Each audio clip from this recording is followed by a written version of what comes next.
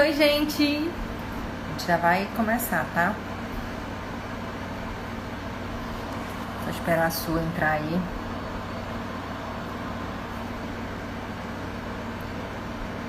Fica aí com a gente, Luiz!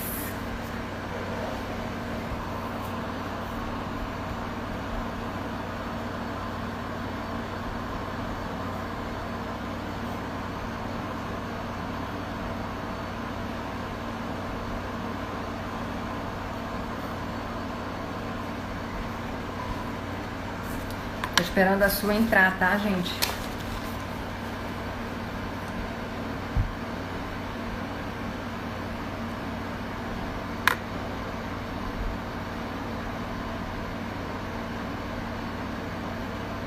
Oi, Jean!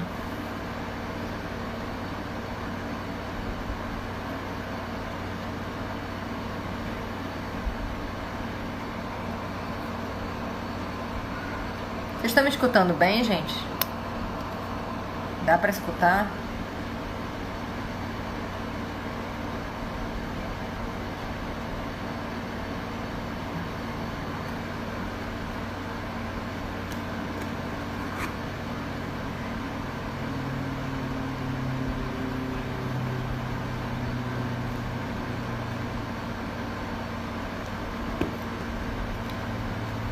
Vocês estão me ouvindo?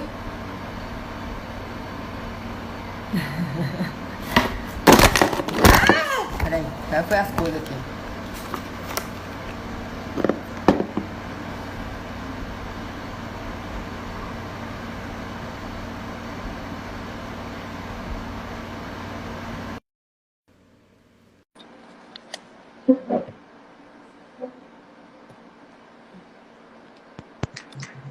Oi, Su!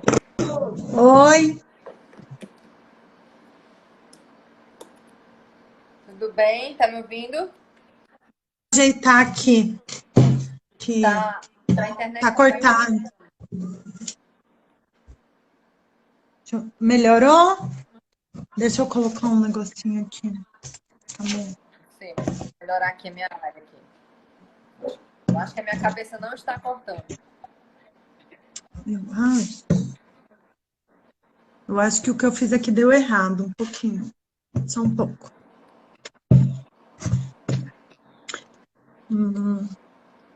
Vê se assim tá bom, só um pouquinho.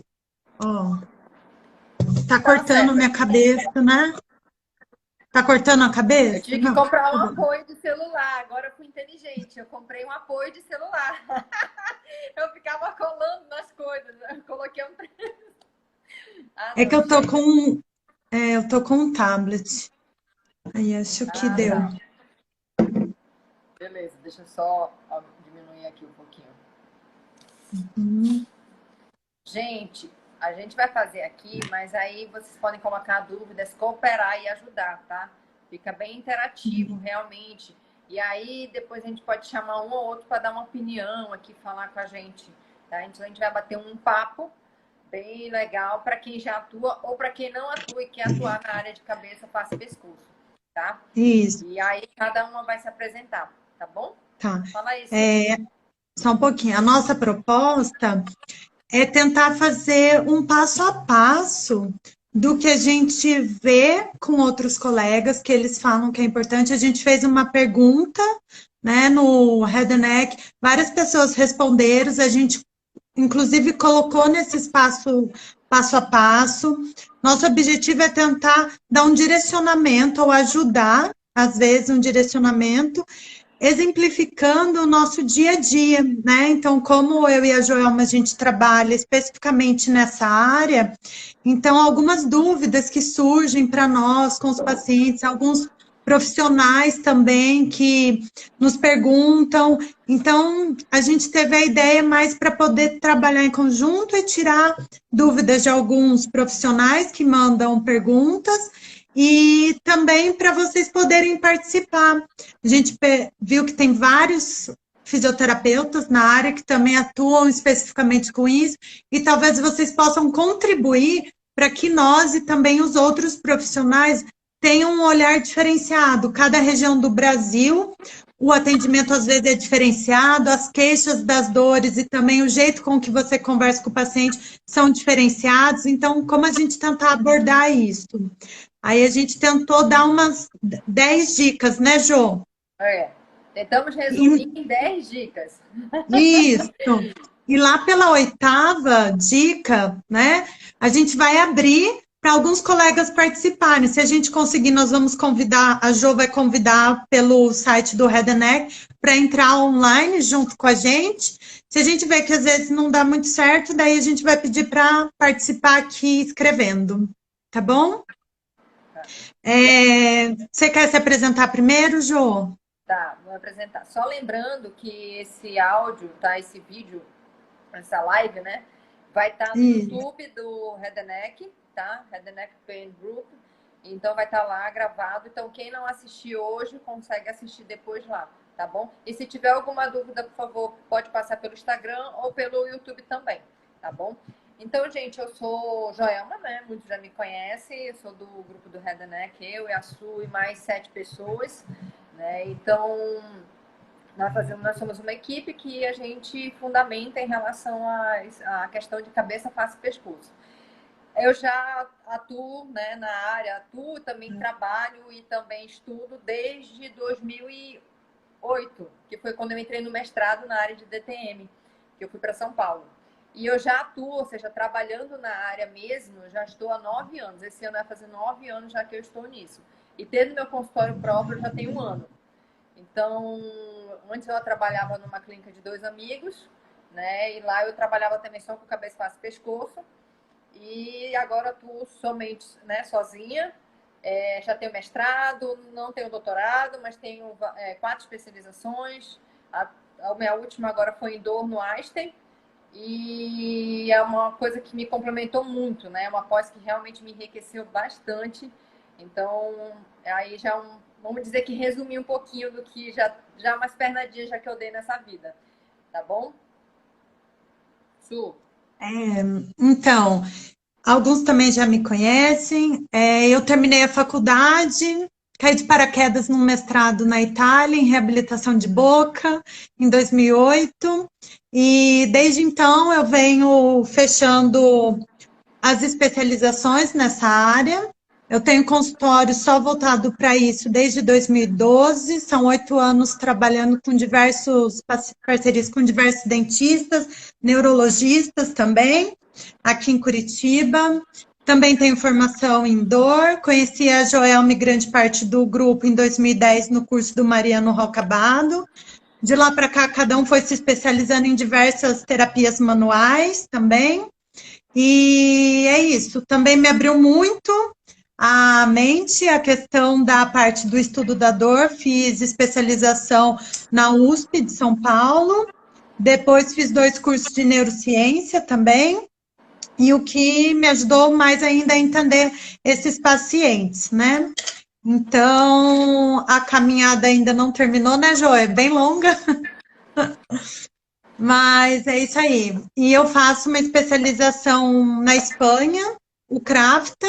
Eu estou no último módulo, né? Já fiz 4 módulos, falta o quinto, que é a reabilitação de toda a parte de cabeça, face e pescoço. Então, a gente gostaria de pontuar algumas coisas, né? O que a gente acha interessante, né, dentro de um consultório voltado para as alterações de cabeça, face e pescoço.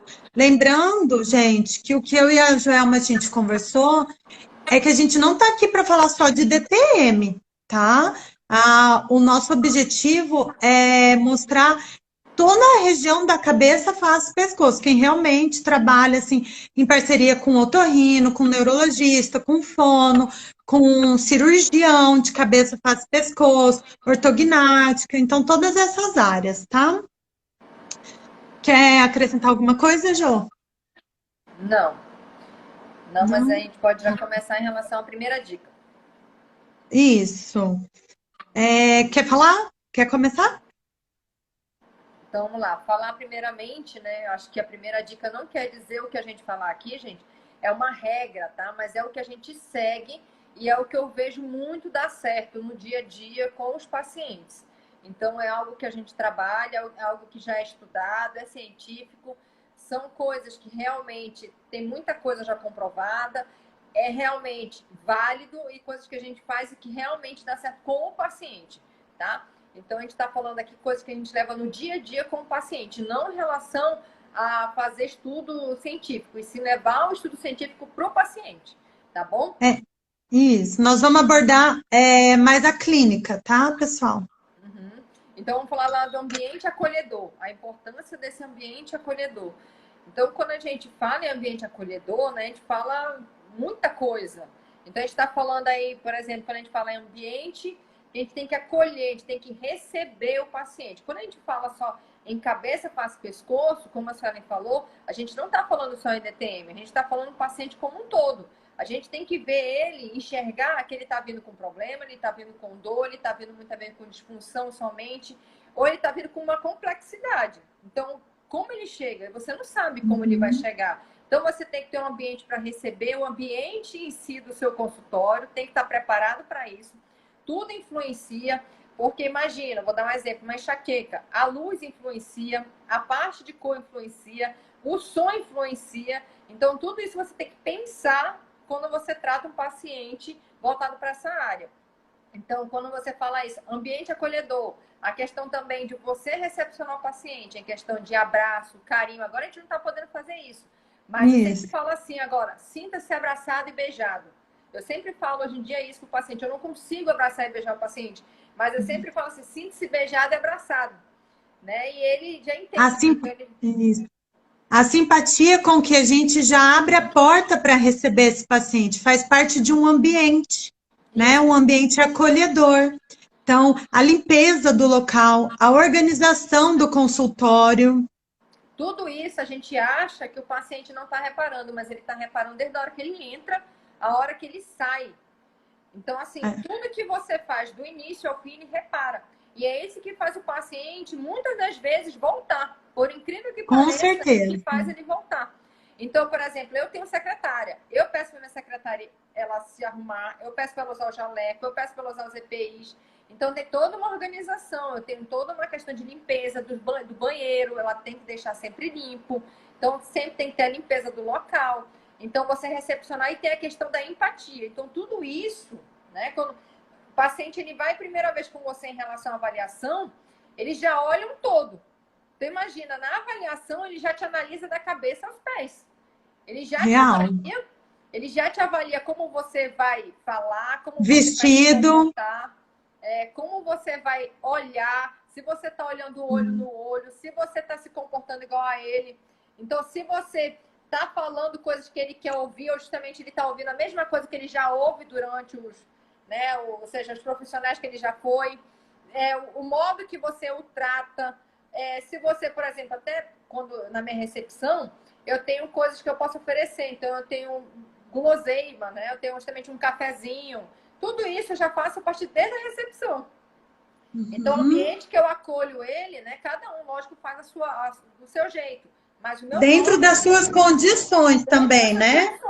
Muitas vezes você não precisa ter um cafezinho, mas muitas vezes só de você ter ali uma televisão, uma coisa que agrade, que deixa ali uma revista boa, ou alguma coisa que faça ele pelo menos ele se sentir bem em casa, né? Ele se sentir à vontade, confortável. Isso já ajuda muito, né? O pessoal fala assim, Jama, teu consultório é de luxo. Não, meu consultório eu não acho que é de luxo, eu só acho que eu faço do jeito que eu vejo que o paciente gosta de ser recebido bem.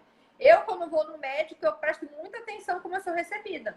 Principalmente pela secretária e pelo médico. Eu presto muita atenção como eu sou recebida. Quem tem secretária, isso é muito importante, né? Que muitas vezes o fisioterapeuta, ele, às vezes, né, trabalha numa clínica multidisciplinar, que tem uma secretária, mas você ter um raporte, ensinar ela como você gostaria que recebesse esse paciente, você observar como ela recebe, é muito importante. Então, esse ambiente acolhedor, ele é fundamental, né? Então, vai desde coisas simples, como limpeza, que é o básico, né? Mas questão de organização do ambiente. O ambiente, às vezes, é o espaço para o paciente se locomover, para não ficar tudo empilhado, para o paciente ter aquele momento que ele está ali sofrendo com dor. É o que a Joelma falou, a questão das dores de cabeça. Isso é bem complexo. O paciente está super irritado, aí chega num lugar que é barulhento, que o fisioterapeuta, às vezes, deixa tudo grudado, as coisas, bagunçado. Então, isso realmente atrapalha, né? E uma coisa que eu ouço muito, sabe o que é? O paciente falando assim, nossa, eu cheguei aqui tão estressado, eu cheguei tão ruim, que só de chegar no teu consultório, eu já me senti tão bem. Isso daí, para mim, já, assim, já ganhei 50% da avaliação. Porque a pessoa É verdade. jeito, e quando eu vou fazer a avaliação de dor, melhora assim muita coisa. Então, o paciente, de você ter um ambiente que acolha, ele já, nossa, eu cheguei aqui estressado, eu cheguei com dor, cheguei com um problema de família. Quando eu cheguei aqui, parece que eu esqueci. Então, essa é a sensação que você tem que passar para o paciente. Então, quem quer trabalhar com dor, quem quer trabalhar na área musculoesquelética, na área realmente cabeça, face, pescoço, tem que pensar num todo, né? Sim. A segunda dica, né? Já pegando o gancho, é o raporte com o paciente, né? Então, assim, é muito importante essa questão do atendimento, de como o fisioterapeuta ele vai se relacionar com o paciente. Então, desde que o paciente entra, como que é a sua expressão facial, né? Como que você vai cumprimentar o paciente? Também saber já sentir na hora se é interessante cumprimentar dando a mão, eu não sei, depende da região, né? Tem gente que se sente invadido por cumprimentar, às vezes, com um beijo no rosto, com um abraço. Então, assim, saber analisar o paciente, a cultura do local, a cultura da cidade, para esse início de raporte, né? Também é super importante. Dentro do raporte, o pessoal comentou ali que tem que ter uma escutativa, né? Então, a escutativa, quando você está fazendo a sua avaliação, o quanto deixar o paciente falar, o quanto não interferir, né, na fala do paciente. Às vezes ele precisa contar uma história do jeito que ele quer contar e não do jeito que o profissional quer interrogar ele. Depois que finaliza, aí você abre para suas perguntas, né, abre para fazer a avaliação seguindo os parâmetros que você deseja. Então, eu no consultório, particularmente, eu sempre falo, quem te indicou, né? E por que tal profissional te indicou? E por que você se encontra aqui hoje? Por que você está aqui, né? Conta um pouco da sua história. E daí eu dou liberdade para o paciente contar. Aí depois que ele termina, se eu vejo que a história ficou falha, ficou picada, eu releio para ele o que ele me contou, né? Porque eu anotei ali, eu releio toda a conversa e falo, você quer acrescentar mais alguma coisa? E depois eu vou fazendo as minhas perguntas, questionamentos para eu fechar uma ideia de um possível quadro clínico, para eu poder avançar para uma inspeção e avaliação física. Mas é muito importante essa parte da escutativa, né? Realmente conversar com o paciente, eu acho que a palavra certa é não interromper o paciente. Não interromper a fala do seu paciente. Né? Tem um estudo que fala sobre isso, que a gente interrompe o paciente a cada 16 segundos de fala. Eu fiquei... Muita coisa. Né? E a gente tinha visto no último congresso da SBED que falou sobre isso. Eu disse assim, realmente, se a gente for ver, acho que a gente até menos, às vezes, a gente interrompe o paciente. Então, eu fico muito me vigiando, eu fico deixando o paciente falar. Quando ele para de falar, aí sim, eu vou e coloco alguma coisa para indagar mais uma pergunta ou uma resposta dele que eu preciso de um complemento. Mas eu deixo ele falar à vontade, porque muitas vezes ele chega ali desesperado para falar, ele quer falar, né? Porque ele já foi outros profissionais e não escutam eles. Então eu deixo ele falar e assim eu fico deixando para ele criar aquela sensação de conforto e que ele está em segurança, né? E então eu deixo ele bem confortável em relação à conversa. Né? Outra questão que a gente estava conversando, e tem vários artigos que falam, é o espelhamento durante a conversa com o paciente, né? Então, como você ler, fazer uma leitura corporal do seu paciente, perceber se ele está desconfortável ali, se ele não está se sentindo receoso de falar, e você fazer um espelhamento para criar uma confiança do paciente, para que ele relaxe, que ele se solte, que ele consiga falar o que ele deseja, expressar da forma que venha a somar na sua avaliação, né? Então, esse espelhamento é muito importante. Eu acho que assim, é um diferencial muito grande. É você captar a imagem corporal, o semblante do seu paciente, para você poder passar isso.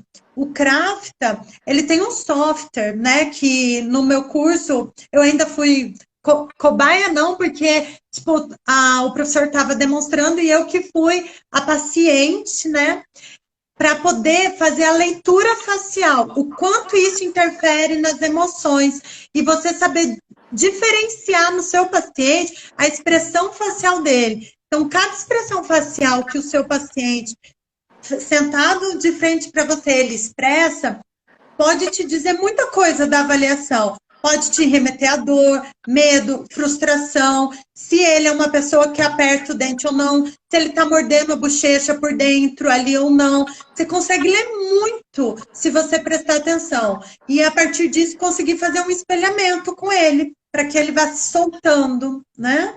É. Essa questão de espelhamento é bem engraçado, né? Que você vai fazendo com ele. Eu fazia, mas eu tô te falando, eu lembrava o nome, né? Aí eu faço junto com o paciente. Ele vai pro lado direito, eu também vou pro lado direito. Ele vai pro lado esquerdo, eu vou pro lado esquerdo. Que é para ele se tocar o que ele tá fazendo. Ele não tem lógica, né? Ele não consegue pensar no que ele tá fazendo. Se ele tá tensionando a musculatura, tensiona às vezes junto com ele, né? Então é para ele enxergar o que ele tá fazendo. E muitas vezes ele enxerga mesmo. Jô, eu travei? Travou, mas agora eu tô te ouvindo. Tá, não, mas e a minha imagem? Não tá aparecendo, não. Hã? Não está aparecendo, só tá aparecendo, só tô ouvindo a tua voz. Então, eu não sei como fazer aqui. Volte aí.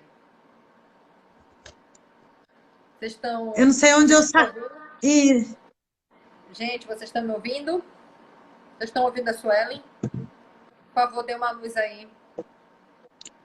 Eu travei aqui, ficou tudo parado para mim. Ficou?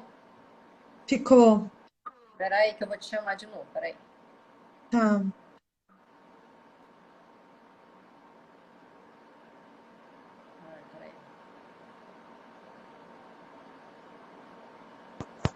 Aí, foi? Oi? Foi, isso. Então, a Ana Paula, ela entrou aqui, a live dela foi excelente, gente, excelente. Domingo vai ter outra live. Ela tá falando sobre parte de respiração bucal com a otorrino, né? Então, assim, tentem assistir no domingo. Mas ela comentou que ela já viu eu conversando com os pacientes, né? Então, que ela já esteve aqui no consultório. Então, eu tento entrar muito no tipo do paciente. Então, se o paciente... essa questão também é muito importante, você saber de onde seu paciente vem, qual o nicho que ele está, né? Então, você conseguir se teletransportar para o nicho do seu paciente, então, isso além de ser empatia, né? Porque você se coloca no lugar junto com ele, mas às vezes, se o paciente, vou dar um exemplo, é costureira, você tem algum assunto para falar ali, né, com seu paciente. Se teu paciente é cozinheiro, se teu paciente é juiz, se teu paciente é desembargador, se ele é médico. Então, esse raporte, ele faz toda a diferença na hora do teu paciente criar um selo de confiança com você, um elo de confiança, né? E você quebra uma barreira, a barreira de profissional e eu do outro lado da cadeira, paciente. Então, isso é muito importante. Às vezes, dependendo até da situação, né? Eu não gosto nem de ficar atrás da mesa. Minha cadeira é sempre no mesmo nível do paciente, mas às vezes é muito importante você sair de fora, né? Sair de fora da sua mesa, sentar ali se você perceber que algo está diferente, o paciente está com algum problema maior, e deixar ele contar. E como se estivesse do lado de uma pessoa, assim, que você quer bem. Então, eu acho que esse raporte, ele é a peça-chave para você começar seu tratamento, né? Criar uma aliança terapêutica. Isso, e sempre pergunte dele, você foi encaminhado por quem? Né? Ele sempre vai te falar por quem. Então, esse alguém vai te ajudar depois, lá para frente vai dar uma dica, né? Em outras situações. Então, já pergunte, você foi encaminhado por quem? Você já anota quem te encaminhou. Então, né, quem foi que encaminhou o paciente para você? Né? Então, a gente vai dar umas opções depois aí de rede social, como eu faço, tá? Eu vou dar um negócio aí de redes sociais para vocês, como é que eu faço, tá bom? Sim. Terceiro. Bom, então assim, acho que mais ou menos nós estamos falando mais do paciente criando uma linha do tempo. Isso, o paciente chegou no seu consultório, uma avaliação, tá? Mas isso aplica para todas as sessões. A gente só está fazendo uma linha do tempo de avaliação até os atendimentos, ok?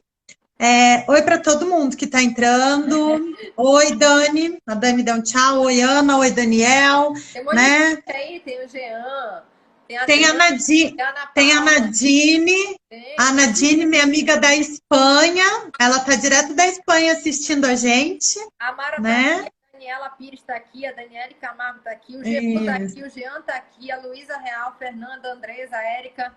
Obrigada, viu, gente? Obrigada aí. Olha, a professora Juliana entrou! Ô, Jô, de novo, travou aqui. Quando eu paro para ver, ele me trava. Ah, ele te trava, então é melhor nem tocar aí, senão vai te travar. Não vou mais tocar. Me chama aí Vou chamar de novamente. novo, peraí. Tá. Deixa eu chamar a sua aqui, porque ela fica tocando onde não deve. Ai. Pronto. Última vez, não toco mais, tá? Tá bom. Então vamos lá. Terceira dica. Nós separamos aqui para uma avaliação mais rica, né? A gente não deixar de fazer também, além da história, além de ouvir o paciente, fazer todas as suas perguntas. Cada um aqui vai avaliar de acordo com os estudos que teve, de acordo com a linha que segue, de acordo com o que é especialista, mas o que a ciência tem contribuído muito para os nossos para as nossas avaliações e para a melhor qualidade de identificar esses pacientes são os questionários, né, Jô? Questionários e instrumentos de avaliação, tá? A gente vai falar como um todo, porque é muita coisa, é muito questionário, é muito instrumento de avaliação para na área de cabeça, passo e pescoço, então não dá para gente dizer tudo, mas a importância disso na nossa área. Então, existem muitos questionários, existem muitos instrumentos de avaliação. Não só para dor, tá? Mas existe instrumento de avaliação para você, a questão musculoesquelética, a parte sensorial, a parte muscular. Então, existe muita coisa, é muito rico, né, nessa área.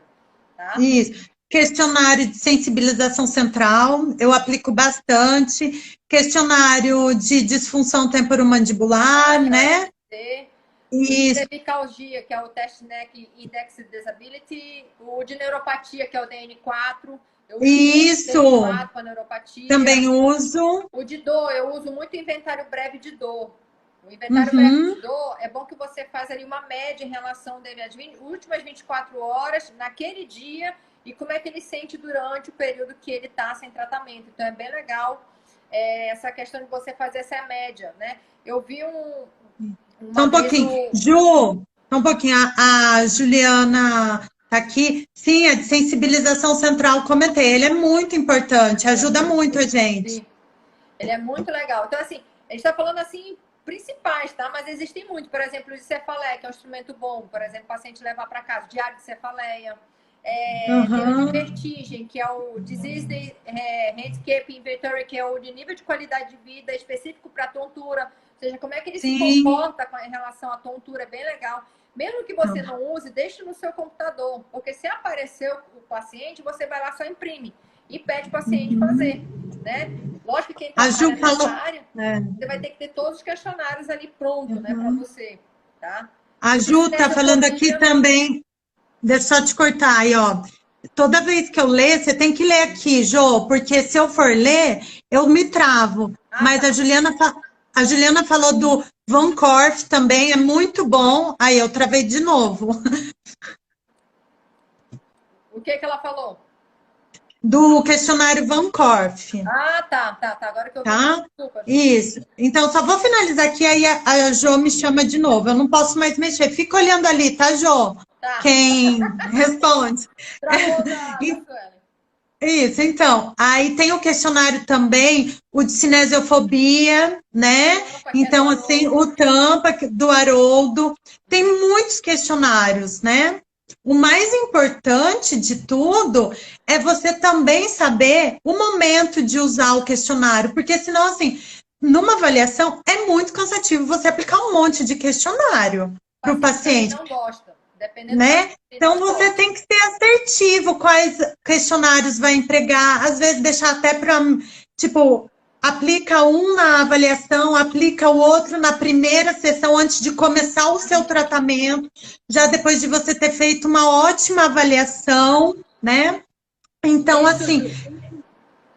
é muito importante, né? E quem estuda dor, quem está nesse meio, sabe os inúmeros que tem.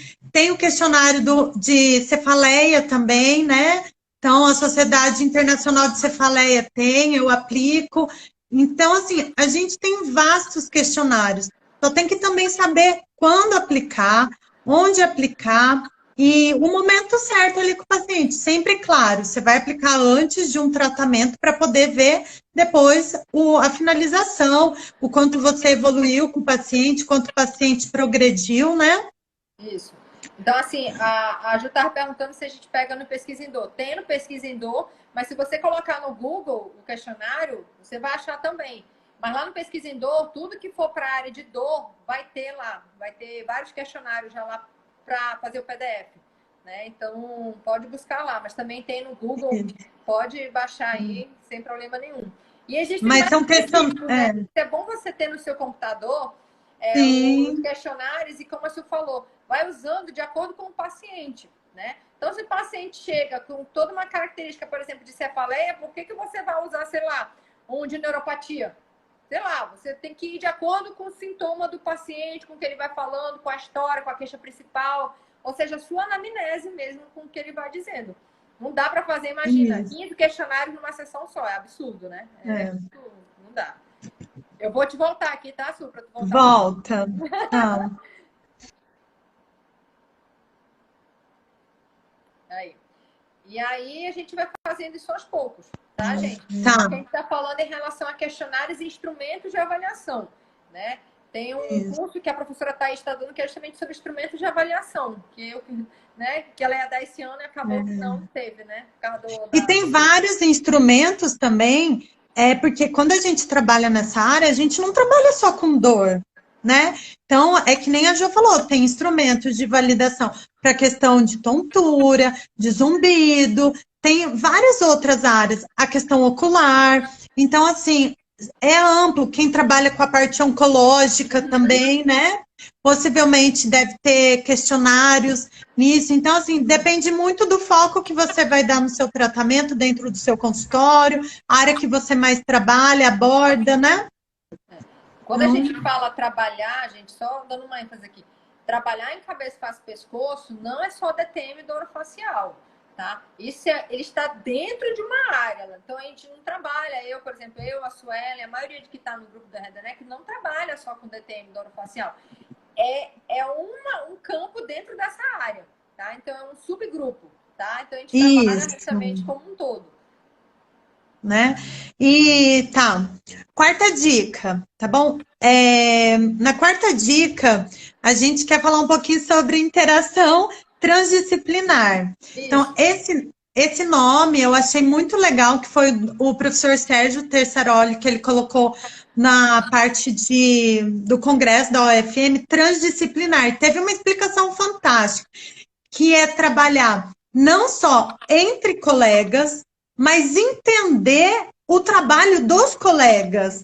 Então, não é só essa questão de você compartilhar o seu paciente igual eu trabalho em conjunto com vários dentistas, né, aqui em Curitiba. Não é só a questão do compartilhamento, mas eu entender a maneira que ele trabalha, para eu complementar ele, e ele vice-versa, e assim o otorrino, assim a neurologia. é ter um contato muito mais íntimo de aprendizado, né? Então, eu acho que isso é fundamental para todo profissional, mas a gente está falando especificamente da nossa área, que é você passar além do contato interdisciplinar, né? Isso. Então, assim, quando a gente fala assim, interação transdisciplinar, manter contato e trabalhar em parceria, né? Essa questão de trabalhar em parceria realmente.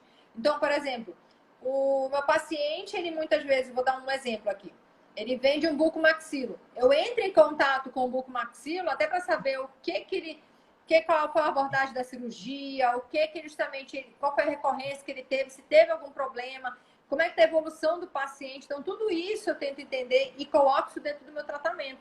Eu mantenho sempre contato com o profissional que me encaminhou, sempre. Se foi cirurgião de cabeça e pescoço, se foi um bucomaxilo, se foi cirurgião dentista, se foi, sei lá, um médico, se foi justamente um fono, seja quem for, eu entro em contato para que justamente eu consiga ter um tratamento mais adequado com o paciente.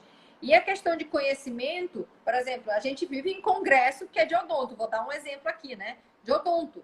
Não tem como, gente, a gente trabalhar na área de cabeça, face e pescoço e você não entender, por exemplo, a questão da ortodontia, de ortopedia funcional dos maxilares, de você entender em relação à Ortopedia funcional. funcional, isso. Você não tem como trabalhar na área se você não entender o que o outro faz. É inviável, é impossível, tá? Então, não tem como, tá? Então, tenta entender a área do outro que você vai conseguir ter uma melhor capacidade de tratamento absurda, vai subir. Então, o paciente, você vai conseguir entender muito mais o seu paciente. E procurar cursos relevantes na área. Isso eu foco muito. Não façam cursos com pessoas que já fizeram curso do curso. E sim pessoas que são da base do curso. Eu vou dar um exemplo aqui. Eu já fiz curso da Juliana, que é dentista, tá? Eu já fiz curso de várias pessoas aqui que são dentistas. Eu não vou citar mais não, mas a Ju tá aqui com a gente, né? Ela tá aqui, então eu vou citar ela. E ela é fantástica, ela sabe pra caramba. Então a gente tem uma qualidade de conhecimento que a gente pode compartilhar.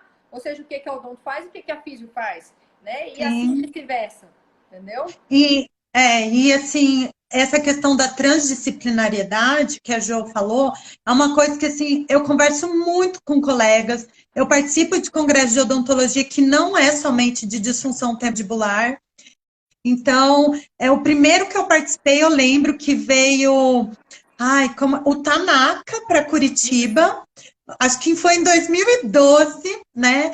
Então, assim, tentar entender um pouquinho de dinâmica ortodôntica mesmo, odontológica, né? Essa parte da UFM, eu admiro muito essa área também, mas assim, eu trabalho com profissionais que fazem reabilitação orofacial, eu não trabalho só com DTM, então, o que esse profissional ele espera de mim? Que eu entenda o que ele vai fazer numa reconstrução de faceta, numa reconstrução, às vezes, de guia canina.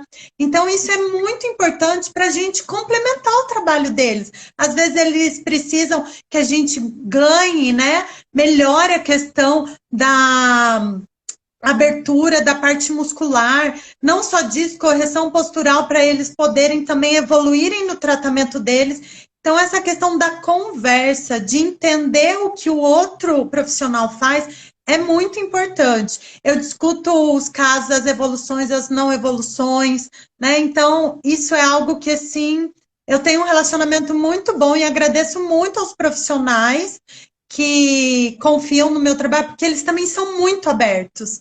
É fantástico a troca de conhecimento que eu tenho. O doutor Sérgio entrou, professor da Federal, nossa, ele me acompanha há anos, né? A gente tem uma parceria muito grande. Eu, com todos os filhos deles que são dentistas, são fantásticos. E, assim, é um prazer trabalhar com profissionais assim.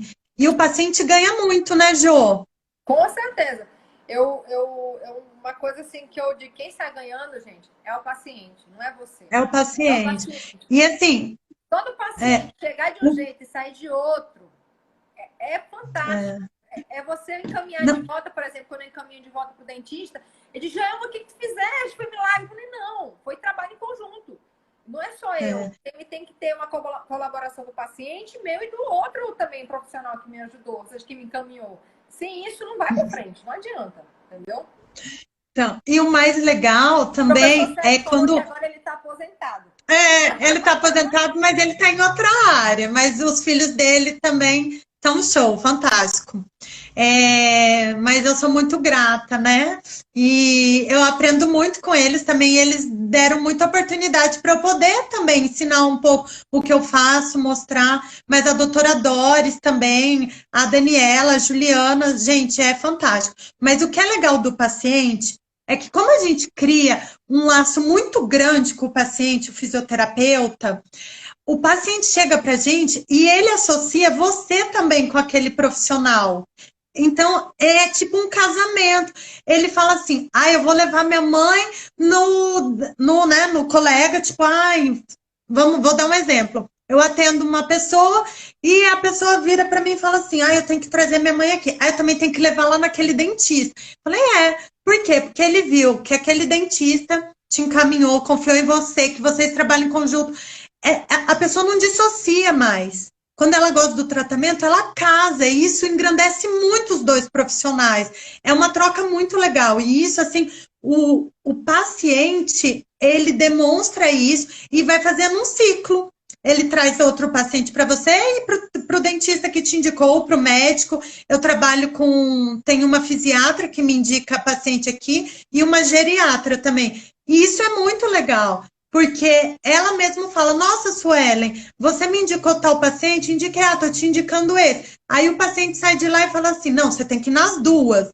Você tem que ir nas duas. Então, essa diferença é muito importante, esse contato. E eu sempre faço uma certa ameaça, vou botar entre aspas aqui pro paciente. E às vezes ele fala assim, eu vou deixar de ir no fulano porque eu tô melhorando contigo. Eu falei, negativo. Se você parar com fulano, você para comigo. Porque ele acha que o milagre tá em um só profissional, e não tá. Ele tem que entender. E não tá. Ponto, né? Por isso que a gente faz educação no paciente, ele tem que entender como um todo. Aí, quando eles entendem, ele fala, tá, agora entendi. Por exemplo, a placa. Por exemplo, ele fala assim, eu já fiz a placa, agora eu posso ficar só contigo, né? Eu falei, não. Como assim? Tá pensando que é Detran? Detran é o departamento de trânsito, né? Eu falei, faz a placa e acabou que acabou? Eu falei, não existe isso não, filho. Né? Tem que fazer e ficar em conjunto, porque tem que ajustar a placa, não é simplesmente fazer e colocar na boca, não. Tem que avaliar, tem que reavaliar qual o tempo que vai ficar, qual o tempo de reavaliação, quanto tempo vai ficar, qual o tempo de desmame. Então, tem tudo isso, né? Com certeza. Mas uma coisa também, sabe, Jô, que eu vejo que é importante, que eu vejo, assim, são 8 anos que eu atendo, então eu já atendi mais de 700 pacientes de cabeça e pescoço, né? Então, é quando os profissionais, eles não conversam a mesma língua.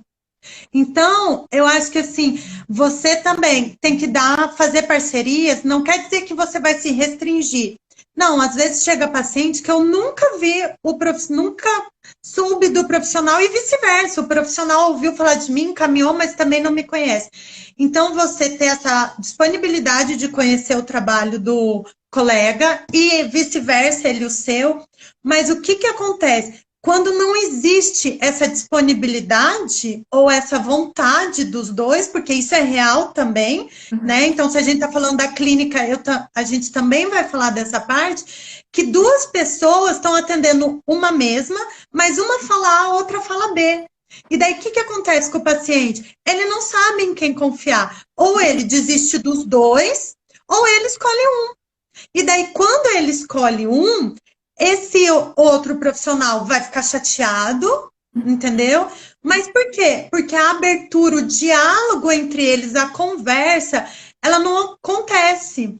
Então, isso já aconteceu muito no consultório, às vezes acontece, de você falar, você vai por uma linha, o outro colega vai por outra linha, seja médico, seja dentista, seja fono, seja psicólogo.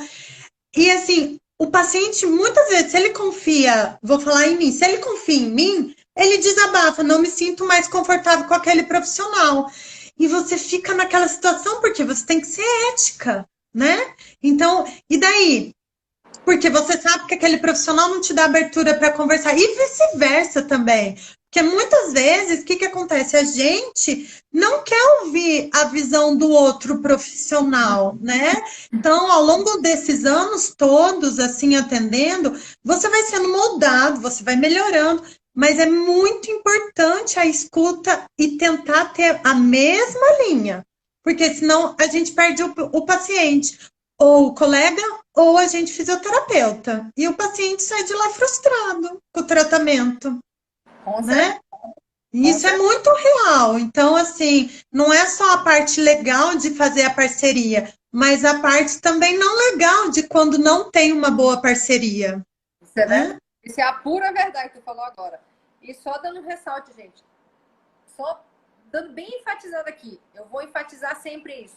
Procurem cursos de referência. Não façam qualquer curso. Curso na área de cabeça e pescoço são poucos no Brasil. Poucos. Poucos. Então, assim, procurem justamente a base, né? De quem é a base. Se vocês quiserem saber, nosso grupo a gente sempre indica, né? Quem justamente faz curso tal área, quem é referência em tal área, ou que não seja na física, ou que seja no odonto, ou que seja médico, mas que a gente indique, né? Então, busquem, mesmo que seja caro. Curso na nossa área não é barato. Não é barato. A gente não vai dizer que é barato porque é mentira. É caro. E assim, Mas não assim, só curso, né? Mas não é um assim, gasto, é um só, investimento. só cortando um pouquinho, Jô, não é questão só de curso, mas assim, esteja presente nos congressos de relevância, sabe? Tenha, olha, congresso de dor, congresso de cefaleia, congresso da Sociedade Brasileira de Disfunção Orofacial, faça networking, sabe? Expanda seu conhecimento, congresso da ortopedia funcional, ou seja, congresso até de ortodontia. Abra a mente para conhecer outras coisas, né? Então, assim, a gente sabe que, tipo, a dor, né? Esse quesito dor, a gente que trabalha, a gente que é especialista nisso, ela cresceu muito, mas tem muita coisa também muito interessante que não é só dessa área, né? Que é muito importante aprender, sabe? Então, eu acho que esse diferencial te leva num outro diferencial da conversa, de olhar o teu paciente, é aquela questão que eu falei. Às vezes, só de você olhar a face do teu paciente, se você tem um rol de conhecimento, que o conhecimento nunca acaba, a gente vai morrer tentando estudar e conhecer e aprender mais e mais, você consegue ver o paciente e já fala assim, pode ser que ele tenha isso. E você vai criando, eu sempre converso, né, com quem é próximo de mim, ou até paciente, que eu gosto de montar quebra-cabeça. Meu paciente, às vezes, é um quebra-cabeça. E eu tento entender onde vai encaixar todas as pecinhas. E, às vezes, tem uma pecinha que perdeu na infância. É óbvio que a gente não vai conseguir encaixar todas as peças, mas tentar entender o paciente como um quebra-cabeça. E, para isso, entender os colegas que trabalham com ele, entender outras áreas. Então, eu acho que isso resume muito a transdisciplinariedade, né? Não é você ficar só na sua zona de conforto, mas é você ter parceiros, aprender com os parceiros, aprender transdisciplinariamente e fazer troca de conhecimento, né? Em prol do paciente, Eu né? sou da SBDOC, Vai, sou da SBED. Jô, E vai acabar o tempo. vamos lá, Acelera. quinta. Vamos lá. Isso. Gente, se acabar o tempo, Eu tem volto. várias dicas legais. A gente abre no meu Instagram, no Instagram pessoal da Jô, tá bom? Daí a gente continua. Até o Eu posso finalzinho a de gente novo por aqui. decide. Abre de novo. Não abre, é só 1 hora. Ah, é por dia? Uhum, é. Vai Que eu lá. saiba é. Então vamos lá, vai, Jô. Diagnóstico diferencial. Vamos falar rapidinho aqui desse diagnóstico diferencial. É, rapidinho não dá, porque aqui tem muita coisa e a gente quer a Vamos participação do tentar. pessoal agora. Então, Vai lá. é, Olhar o bom, paciente como um todo, tá? Então, assim, olhar o paciente fora da caixinha. Vamos pensar nessa. Vamos pensar ele fora da caixinha, tá? Então, vamos olhar o paciente ele como um todo, não só pensar naquilo que ele está falando. Vamos começar a investigar ele, quem ele já passou. Tchau, professor. O professor está dando tchau aí. Beijo. E aí, a gente pensar no paciente como um todo. Então, vamos pensar nele realmente, o paciente, ele não só o que ele está falando naquele momento, mas pensar nele, na questão dele de família, na questão dele do que ele está te trazendo de relevante. Então, anotem tudo, preste atenção em cada detalhe que ele vai te falando, não só a questão da dor. Ah, eu tô com dor na minha TM, tá? Mas o que pode ter levado aquela dor na TM dele? Então, vamos prestar atenção em coisas que ele pode ter falar da família, da parte social, da parte física. Então, vamos começar a colocar o paciente, ele não só em relação à cabeça, nem pescoço, Jô, mas olhar também pode ter uma disfunção. Oi. Jô, seu áudio está baixo. Aumente seu áudio.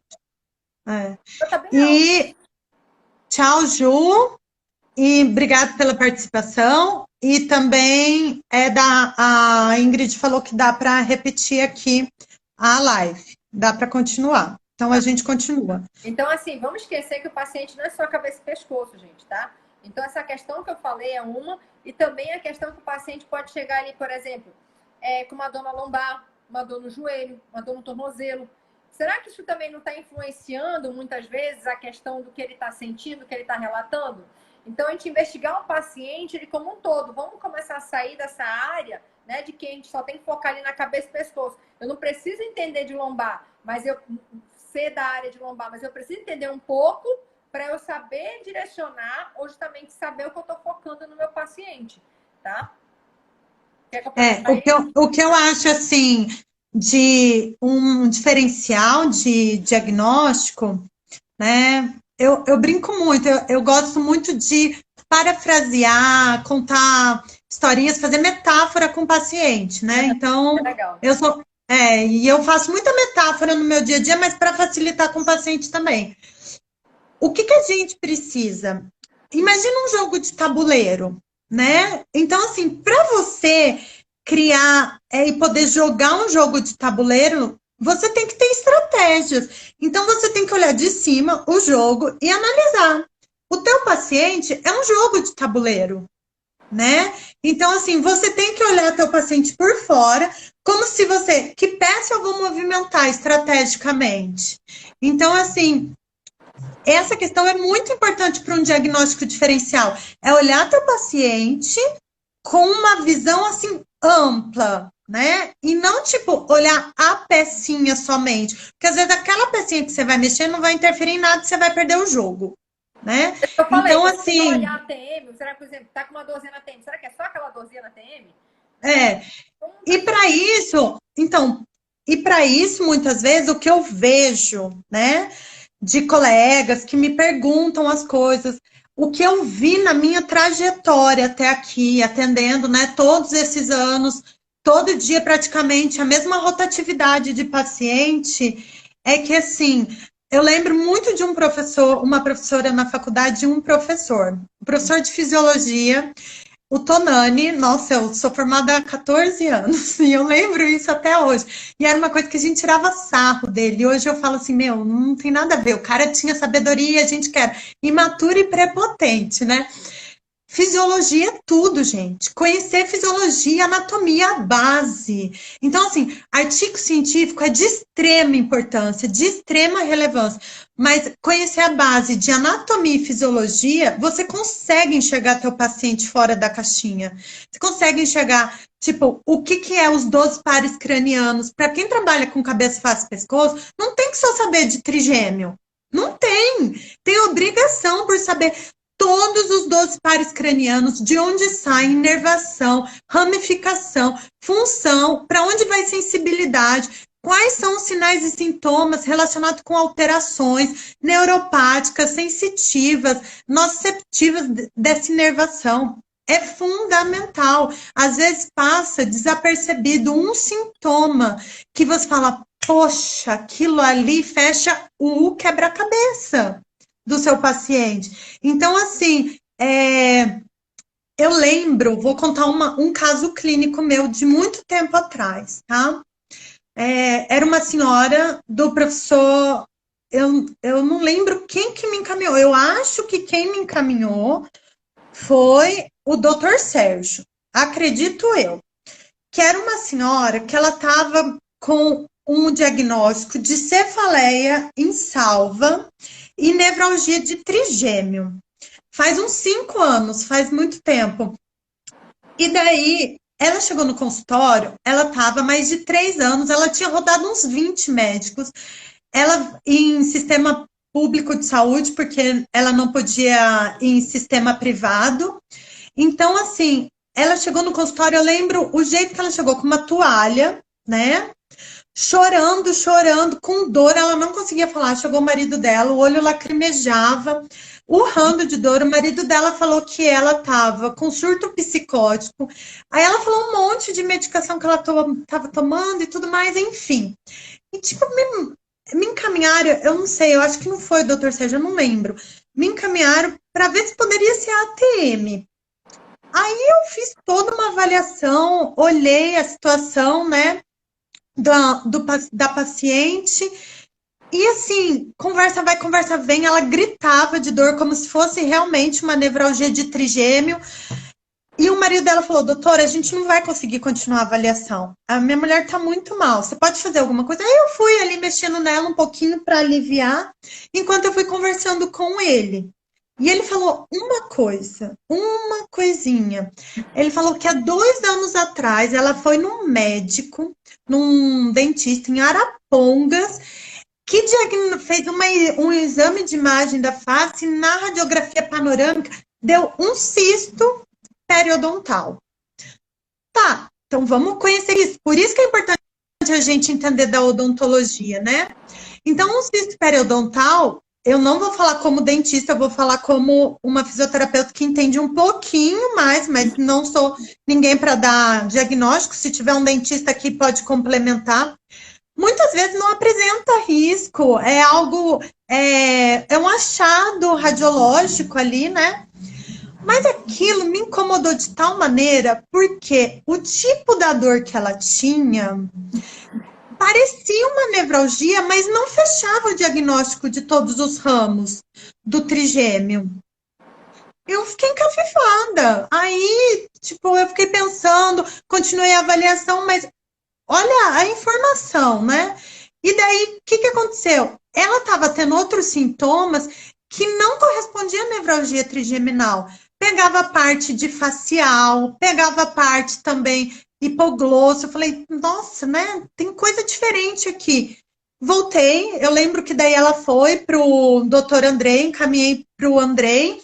E o que aconteceu? Pediram uma tomografia, a gente encaminhou para um otorrino para ver essa região, pediram uma tomografia facial, coisa que há anos ninguém tinha pedido. E o cisto, que lá atrás era um cistinho, tinha tomado toda essa região.